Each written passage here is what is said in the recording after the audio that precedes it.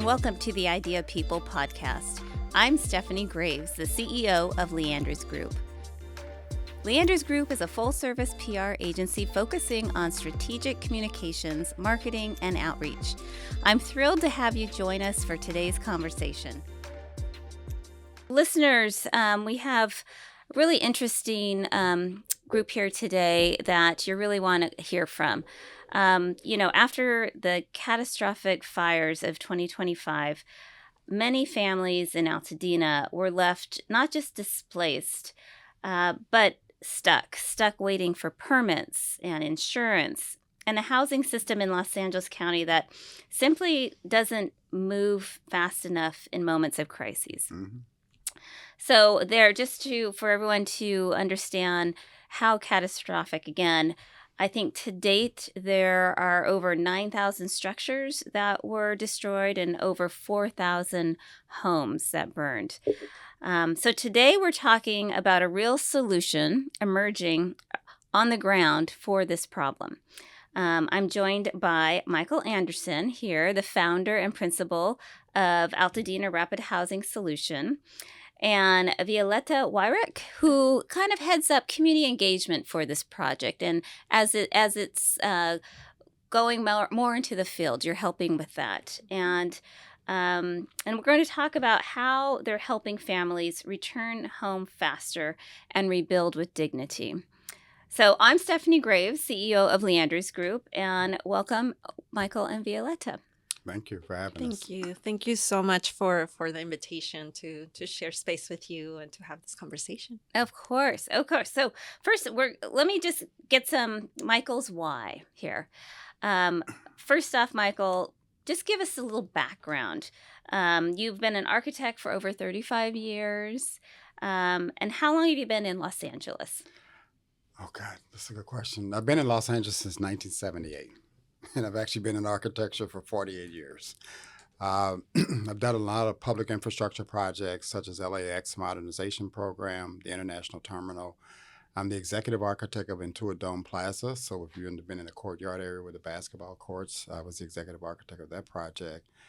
I was the author of the Metro Crenshaw LAX TOD study. I've done numerous projects, worked on Hollywood Park as well, and the architect of the Compton Transit Station. And I think, as I said earlier, my godfather was the original architect of Martin Luther King Hospital in 1974. Wow. And where did you grow up? I grew up between St. Louis and New York, but I moved here when I was 19 years old, so a majority of my life has been here in Los Angeles. I watched it evolve from a city of about 44, from a county with about 44 cities to the 88 cities it has today. And I've always been attracted to where developments happened, be it on the west side, and where it was not happening, primarily in our communities. Okay. And so for listeners hearing this for the first time, what is Altadena Rapid Housing Solution? So the Altadena Rapid Housing Solution evolved out of another project I was working on called Accelerated Housing and Transit Development that looked at systems of delivering housing faster as well as making investments into infrastructure. The Altadena Rapid Housing came out of a conversation with the county CEO's office that after the fire, we started looking at the greatest need that's going to arise within about 6 months after a year of the fires, families getting back on their lots. And so just knowing the dynamics of what families were going to have insurance coverage, we started looking at how can we put families back on the lots in the shortest periods of time. And what we looked at was using a phased development of where families lived in RV trailers and for the period of time, and then they may add an ADU to their property, and then they may focus on rebuilding their house. So we started looking at basically with the philanthropic funds, how much would it cost to grade the lots after the Army Corps removed the foundations, to landscape it and put an RV trailer on it so the family could start living on the lot right away? And we looked at it, and it came out to between $60,000 and $100,000. We could put a family on a lot to start living in an RV trailer. As interim living, it would connect them to the existing water and sewer lines. And that way you could repopulate the families on a block-by-block basis in a shorter period of time. It basically takes 1 week after you have the trailer to get the lot ready. And the goal was it would be a healing process for the families to get neighbor next to neighbor, children next to children. And then they could talk about their experience and see their friends and their loved ones. But then also, not knowing about construction, they would have a concentration of knowledge of people talking about their rebuilding experience. And I thought that would make a safer environment for people to share their feelings and knowledge, and also drive out the predators. Because once people start finding out who's a bad contractor, who's a bad architect, they have more knowledge. It spreads by word of mouth fast. And so we actually looked at and submitted a proposal to get that funding, and that's sort of in the process now. But both, Violeta and I, both been out there since January. Basically 2 to 3 times a month. We started helping people. January 2025. I mean, the Yeah. fires Yes. were Right. still, Right. Still it was still, smoldering. yeah. And we help families with giving out food and things of that nature. And that's when I started seeing, just knowing the process of insurance companies, that typically families that are underinsured are going to need to help the most first. So we looked at the foundation supporting those families that were underinsured or uninsured with the RVs while they would figure out how to build to the next level. And then the other phase was, once the lot's graded, you were ready to put an ADU on it, and then the trailer could be recycled to another family. And so looking at that process, we realized we would start out doing 7 to address any unforeseen conditions. And then we would scale it up to about 40 trailers. And then once that's done, we could get up to 100 a month, starting in about 6 months. But you could repopulate Altadena at about 1,200 to 1,500 families within a year, which would bring about 120 to 150 million in household salaries to support the small businesses. So the goal was, how do you rebuild Altadena in a way that brings families homes, let their funds support the small businesses, and then the business become bankable in the eyes of bankers because they have clients in the area. We're also working with Altadena Village, which is focused on the commercial corridors. That's a group and other groups of owners of businesses in the area. We're helping them with the rebuilding plans. One of the things we did that I believe was kind of unique was, I've always talked to owners the need to support a new infrastructure. And when I say infrastructure, I mean utilities, underground water supplies, and things of that nature, help the water companies rebuild.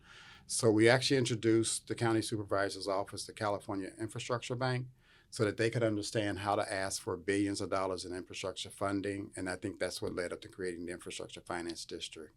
So in a nutshell, my passion is not just to rebuild the homes, but to rebuild the community at a greater level and better, so that you replenish the culture and bring the families back home and allow the older adult children to move back home. Wow. Wait, so just so I'm clear though, so this is a 3-phase recovery model. Mm-hmm. Phase 1 helps families return to their property quickly using RVs. Mm-hmm. And then phase 2 brings prefabricated ADUs for safe, like midterm housing. Right. You could put that on the back of the lot. Okay. Mm-hmm. And then phase 3 supports rebuilding a permanent home designed around the family legacy. Correct. Right. And we're actually doing that now. We're actually designing one client's house. She's rebuilding the main house. She has an ADU that's a 3-bedroom in the back for her son that just had a baby, her granddaughter. And the other son's going to live in an ADU that's attached to the main house. And so in Altadena, that smaller ADU has to be attached to the main house. So it looks more like an estate instead of like multifamily housing. And I think one of the things that it's really important, and like Michael shared, that we've been working with the community since day one, and it's been a year, and it's almost like for many of us, especially most of us, if you're not living in Altadena, the world just keeps moving, and the reality is that families are still struggling. Families are still very much at that point of stabilization. Like, that hasn't happened yet. So it's like they can't even begin to make decisions when they're still very much in emergency mode. So right now, as insurance, they're still navigating the insurance process. As they continue to have challenges with that. It is very much important for us, and as we're going through this process, how do do we keep community front and center, making sure that, the priority for community in Altadena is to rebuild, and how do you bring back community as soon as possible? How do you create that hope that it is possible, within families, as we see multi-generational families, coming back into the community and being able to rebuild. So that really is where, we hope that a program like this, gives, helps families navigate in a way that it's intentional, in a way that really allows to create that generational wealth, and it doesn't get lost. Yeah, I do have to say, I saw it right after the devastation, which looked like a war zone. I did too. And recently I went after all the rains, and there's so much green now, but then you'll see a hidden little front gate that didn't burn down, or you'll see a hidden brick pillar, and it just now looks really green, but then there's just no houses anywhere. And it's hard for people to visualize until you see it yourself, Right. just the total devastation of that entire community. And I think I want to remind everyone too. So Altadena is in the county of Los Angeles, Yes. whereas the Palisades is in the city of Los Angeles. So Yes. you're dealing with two different government agencies. Right. Correct. Why Altadena? One thing that attracted me is kind of funny. My mother used to get her hair done at a shop up there for about 15 years, right behind the original trolley station on Lake Avenue. And that didn't get damaged, but I saw everything else around it disappear. The other thing that drove me up there is typically when disasters like this happen, our communities, Black and brown communities, tends to suffer the most, especially when we're trying to get reestablished, sometimes because of underinsurance elements and other factors. And I kind of saw the purpose was, how do we preserve that and make that happen fast? And that's one of the reasons we approached it with the RV trailer solution. But then the other thing was looking at, how do you replenish the culture where the younger generation wants to come back? And one of the reasons we looked at doing the ADUs in the backyard was it becomes rental property when mom comes to rebuild her house. And knowing the fact that every family is going to have to rebuild to a new building code, it's going to cost more. And so just looking at some of the families deal with the insurance situations, some of them may do 80% replacement, some of them may do a dollar for dollar, that's a lesser amount, was figuring out how can the family have a better quality of life and have property that they can rent to a family member. And then as your parents make the transitions, they have inherit the house and now have rental property. Or what you sometimes see happen is as your parents age, they move into the ADU, and then the kids take care of the larger house. But the goal was to have the families and the children's invest into the rebuilding process. The new homes are going to require 2x6 construction versus 2x4. The new codes on insulation. Wait, what does that mean? The length of the wood is 2 by... The depth of the wood. The depth, So okay. because of the insulation properties that are required under the Title 24 of the California State Energy Code, the insulation is going to be so thick that the average wood-built house is going to have a 2x6 framing versus 2x4. And so that's where it's going to cost significantly more to rebuild and replace the house. That even if you're replacing it like for like, you're still going to be at a lot of higher construction costs. And so I looked at it in terms of when we did another project, Accelerated Housing Transit Development, we were looking at how do you create family generational wealth in a way to make amends for redlining, and then how can you make it happen faster? Can you explain redlining? Redlining was when banks, actually was an interesting program, started here in Los Angeles and went across the country. Redlining was where communities of color, banks would not make loans for homeowners. And so as a result, families either had to figure It was out written in the deeds, It was right? written in the deeds, Mhm. and it was a California, written in the deeds.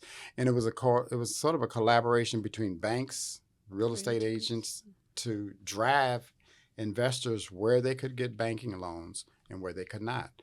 And it was interesting because I remember watching Clark Kent, longtime Superman. It was the working man's class, which was white men in suits. It was driving them into communities where banks would make loans to buy a house. And that's led to the splurge of suburban development, was taking the middle-class families out of the urban areas. And that led to low-income impaction. And that's one of the things that motivated me to look at how to develop housing faster in Los Angeles, not just in terms of a physical product, but in terms of systems and the processes that make that happen. So, okay, so thanks for all that. Now I'm trying to understand implementation. So, Violeta said you've been out in Altadena since January of 2025, just right after the fires, to talk to the community, to see their needs, and then the program. Are you telling them more about this program and how to get involved, or what is going on next? Well, it's a lot going on in Altadena. And actually, it's interesting because it's so many groups with so many tangible solutions. I sometimes say to people, it's like conducting an orchestra. You have a lot of musicians out there that want to play, and everyone's running around trying to look for the right place to play. And the objective is, how do you bring it all together where people can start moving forward at the right time?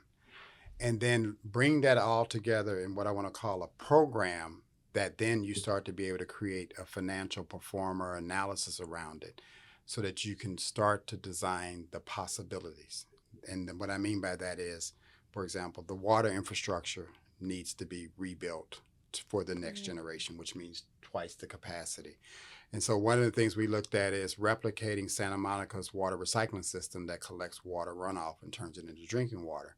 And so that facility actually costs $100 million, but you could do it in Altadena to twice the scale. Theirs recycles 1 million gallons a day. So if you're thinking forward, you're like 2 million gallons a day. That creates recurring revenue. It can pay for itself, but then you also have to put an underground water storage tank. So now who does that? That Santa Monica did theirs through their public works department. I think now and they got state funding, a large amount from the state. I think now because it's such a depletion of federal funding, we have to start figuring out public-private partnerships to make that possible. I see. And so that's where I looked at it like LAX's model, where they started going to the private sector to invest into the infrastructure they needed and generate the revenues to pay it back. Or in some cases, like airlines being tenants in their buildings, they asked the airlines to remodel the building and lower the rents. So it's basically making deals like that. So the groups that have been out there, infrastructure is critical. Parking is going to be critical as you redevelop, but to offset the cost of parking for around Mariposa, for example, the county has 3 surface lots. As they rebuild, they're going to build higher density along the commercial corridors. The county can eventually build parking structures for retail on the first floor, and then developers don't have to build the parking. And so that way, an existing building business that's a restaurant, they know parking is already in the area. So it's basically coordinating those type of small deals to make bigger deals happen. The utilities, actually we're going to meet with Southern California Edison. The utilities is looking at how do you partner the utility companies, be it Southern California Edison, the tenants they have on their poles below, be it Spectrum, AT&T, and these other companies, to be co-investors into creating a new infrastructure of a greater capacity below ground. And some of the utilities on the commercial corridors can be below the sidewalks, but you figure out those strategies of how to make that happen. And I say all that to say, the way that you can implement it now is the Infrastructure Finance District has been set up. We've identified existing contracts in public works by large engineering companies that have the capability and resources. This way the county doesn't need to go to procurement. It's a task order contract, which we used to do at LAX, and they can assign it to start looking at creating a program of development around the community's vision and start writing the financial performance and analysis, and then you could go out and seek developers and co-partners to invest. It's really creating, as I said earlier, like the economic chemistry, but it's finding out what solutions start first. And then also, as I said, we've engaged with Podium out of this. We've been looking at the Singapore government of how they build, because they build fast and they maintain their communities and they make their communities prosperous. They don't have a homeless problem, actually. That's how successful they are. So we looked at how to implement a program now in Altadena with the engagement we already had with the existing residents and the commercial businesses, and utilize the existing contract in LA County Public Works. It just got awarded last year. It's a 4-year contract. It's a large dollar amount that we could then use that for program management to phase rebuilding Altadena, just like a master plan community. And when you do that, you start to create jobs for the young children in the community. We're working with Brandon Lamar at the NAACP. but you start creating the job opportunities and the rebuilding opportunities. And that's something I grew up doing in my architecture career, that I kind of know how to do this. And so I've wanted to search for where were existing contracts that we could use to make this work happen fast. And that way you don't have to go through a whole procurement process. You'll save about a year and a half between RFPs and getting actual work. So I was at an event probably 6 months ago, and I was sitting next to a couple, and we were just chit-chatting before the event started, Mhm. and I just happened to say I was making pleasantries, and I said, "So where do you live?" And she turned and looked at me, and she said, "Well, we used to live in Altadena." Mm. And I said, "Oh." And I would say they were probably in their 80s. Mhm. And I said, "So where are you now?" And she said, "Well, we're living with our 50-year-old son in his apartment." Wow. And she said, "I never thought I'd be going through this in my 80s." Right. But, that's where people, that's bringing this back to the people that have lost everything. Mhm. How do you reach those people to tell them about this program? How do they contact you to hear more how you can help them? Well, we have a website set up, Altadena Rapid Housing Solution, www.altadena Rapid Housing Solution. But also, I attend Neighborhood Housing Services Rebuilding event in Altadena on Woodbury Avenue at the county building. And that's where I see families seeking architectural consultation. But the story you're saying about the 80-year-old lady living in an apartment, that's the reason, not to go back to it, but that's the reason we were talking about the RV solution as an interim housing to get families back on the lot. We actually talked to one family. She said to me, she's in her 80s. She said, well, no, excuse me, she's in her late 70s. She said, "We just don't want to be up there alone." And I said, "Well, we want to do it block by block. That way we fill up the blocks, even when a house may not have burned down on a block, to get them right back on there." The other thing that attracted me in terms of a solution for people in the 80s is, I think it's called Montecito, the senior living facility off of Lake Avenue. They were looking to expand their facilities, and this is where you come down to program management and coordination. They're looking to expand their facilities, and some people in the 80s may not want to rebuild, but they may want their children to get their land because it's so hard to buy land. And so this is where you see an opportunity to direct an elderly person that may want to live still in the community. And on Lake Avenue, you have the opportunity to develop retail with senior living facilities or mixed income living facilities above. And that way they still stay in the community. Mm-hmm. But that's just like building a master plan community, and that's what Altadena has the opportunity to do. Just if you looked at it like you were building a master plan community for the next generation, you already have buyers, tenants, or residents, right? And you can make deals to help those existing families where they sell that land or put it in a family trust or something like that so it doesn't get lost. That helps replenish the culture. Mom goes into, let's say, Montecito or something if that's her choice, but she's still in the community. Mm-hmm. And by living above Lake Avenue, they can walk out and meet their friends on the streets for restaurants and things like that. You're helping the community heal in a better way by giving them a greater quality of life. And if you were to do this as a master program, you could do it in 7 years. Mm-hmm. Right? And you can start building things fast where people come together. Well, I like how you said building blocks together, because that's one thing I noticed when I went through there recently.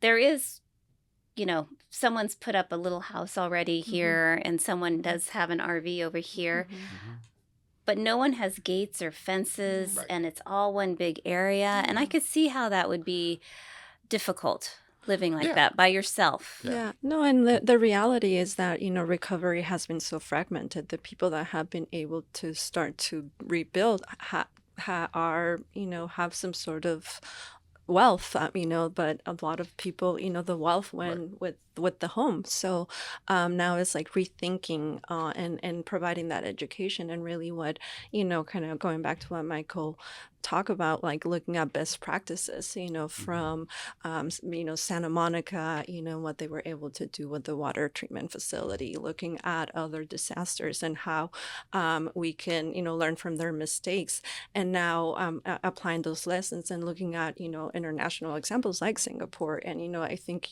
with the Singapore example, one of the key things that, Michael mentioned briefly, but I wanted to really emphasize is that we're talking about a workforce development pipeline that we need to create for the community there, for the young students there, to create that hope that That'll be that thriving Altadena again. Exactly. They're rebuilding their community. So it really becomes this, much more larger project about what it means to rebuild the community. How are you able to integrate technology for those jobs of the future that we're going to have to implement? Because the way that, the policy, we have created the policy to be able to, in theory, build the housing that we need. But the reality, is that the infrastructure is not there. There's staffing, some challenges, at the city level, there's staffing levels on the construction side. So there's this whole range of, outside of the fact that we're talking about a disaster. And again, people are still very much in emergency relief. There's already a very fragmented housing market that we are encountering. So again, how do you implement those best practices and those solutions into rebuilding Altadena? Can I? Yeah, go ahead. One of the things that she mentioned for me that's important is, as I said, it's like a 7-year process, but it's also a process of giving kids constant employment for a 7-year period. Most of the time, communities of color and challenged communities, and Altadena wasn't fully challenged, but it's now challenged with that, is how do you employ kids on a consistent basis and graduate up through the profession? Just like all of us started a career at a place, we wanted to be on a drafting board and versus running a business. There's enough work there, if it was a master plan like a community, that the children in the community could grow and be employed while their community is building. And that helps them take ownership. And the thing that's important to me about that is that's nurturing our next generation to do the things you and I do now. And we need them in order for you and I to have a great quality of life. Of course. When we stop working, right? So I look at it in terms of not just rebuilding the physical community, but also rebuilding the next generation of knowledge that we need to keep LA successful or keep Altadena successful. The other thing is rebuilding Altadena is maybe a $18 to $20 billion project. And when you start managing that capital in the right way, capital resources you need will come. And the jobs and the professionals will come. And you can design it so that people will benefit. And so I always looked at it like, let's not approach it like we typically do. And say, oh, I'm going to help you build your house. I'm going to help you build your house. Well, your infrastructure in there is 90 to 100 years old. It's as old as the community, right? If you want to be successful and attract the things we need in terms of the investors and the people, we have to do it fast, and we have to have the infrastructure for the next generation. That involves maybe solar panels on top of parking structures in the right places, 3 or 4 water recycling facilities, replace all the piping with the pipes that were built in the 1930s full of lead, but you have a way of making a better quality human environment. And then Altadena becomes that model that we can replicate across Los Angeles to build communities better for the next generation. And I see how this could be something that could, for not just for disasters, but for, our housing crisis here, how it can be helpful. Okay, so Michael, imagine, I always tell my employees here at Leandrews Group, be able to tell someone in an elevator in 15 seconds what Leandrews Group does. Okay. But here, imagine you're speaking to someone in Altadena who lost their home. You have 20 seconds. What do you say about Altadena Rapid Housing Solution? Altadena Rapid Housing Solution is a method of returning you to your property within 6 weeks of funding, and then helping you build your housing for the next generation within about 18 months afterwards. I just think that this is just an amazing program, and I hope more people get to hear about it and reach out to you. I know you indicated the website address. Anyone can call us here at Leandrews Group too, and we can put you in touch with Michael Anderson and his team. The conversation is more than rebuilding structures. It really is about rebuilding belonging. And I think if you didn't know Altadena before, it truly was a community. Different, really, just nice. I don't know if that market, the drive-up market, was still open in Altadena. I used to go there a long time ago, but just really the people and everything. So I just hope that you can house many people there and get them back in the neighborhood. Okay, the podcast set up downtown. We got motion. What's the idea? People, the conversation's open. Lee Andrews Group, the firm, yeah, we here now. Let's talk about great ideas. Have a sit down. Welcome to the podcast.